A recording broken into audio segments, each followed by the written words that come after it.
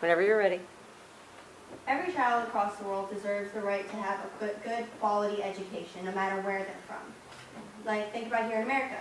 We actually have a pretty good education system. There are some places we can improve and work on it and make it a little bit better, but nothing's perfect. And all the education systems around the world are different. No two are the same. And some need actually a little bit more help than others, like India, for example. So my name is Kayla Krese, and I'm here to discuss the structural problems with India's government school systems. They actually have two different types of systems, private school systems and government school systems. And up here, the private school, it's a little more structured, a lot nicer, and more well put together. But here in the government school systems, it's really nothing at all. And the three actual problems I'm going to discuss in this presentation are the poor attendance rate of students, the insufficient quality of schooling, like the schoolhouses and the learning environments that they have, and the lack of quality teachers teaching these students. So actually getting to go to school in India is a pretty big deal. And there are a lot of subparts that go into this, like child labor laws, for instance, and the lack of child labor laws that they actually have. Because basically once children are born and they're able to walk, they start to learn a trade. So they basically learn all these different skills so they can help support their family. And I got that bit of information from an article written by Juan Samovia called his article, Child Labor Laws in India, and how they need to actually make some so children can actually attend school. And there are also problems with lack of family support because children have to actually go out and support their families. So most parents don't even really see it as a necessity to send their kids to school, or they won't even have the money to afford textbooks or the school supplies, so even if they want to, they can't send them there. And even one of the biggest parts that has to do with this is actually getting to the school. And most of these schools are located in rural and remote areas, so it's really impossible to get to them.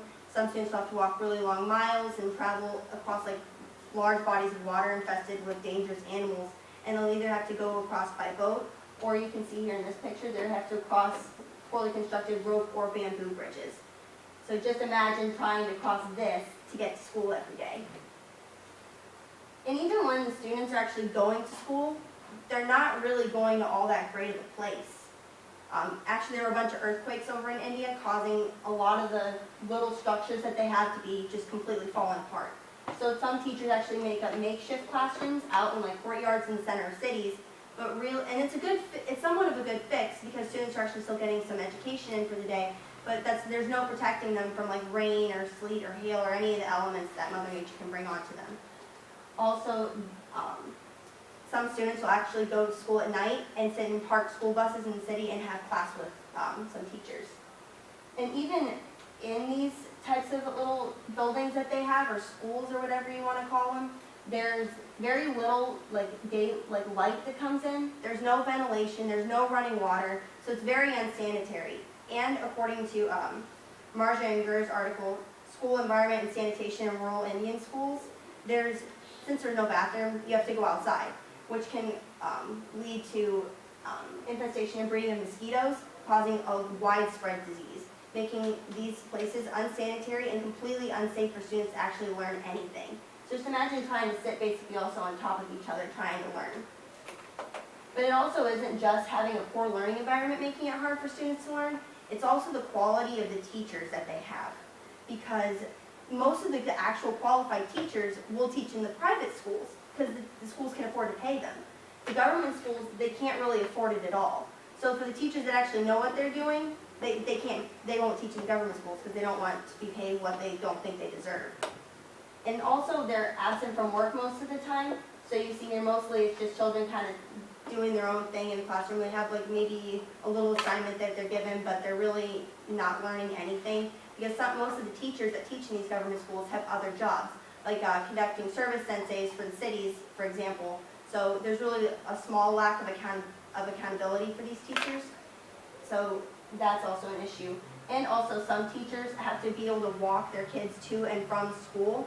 So here in this picture, you see a teacher walking some of the students home. So, and also this pulls back to my one point on getting to school being an issue. because imagine doing this every single day.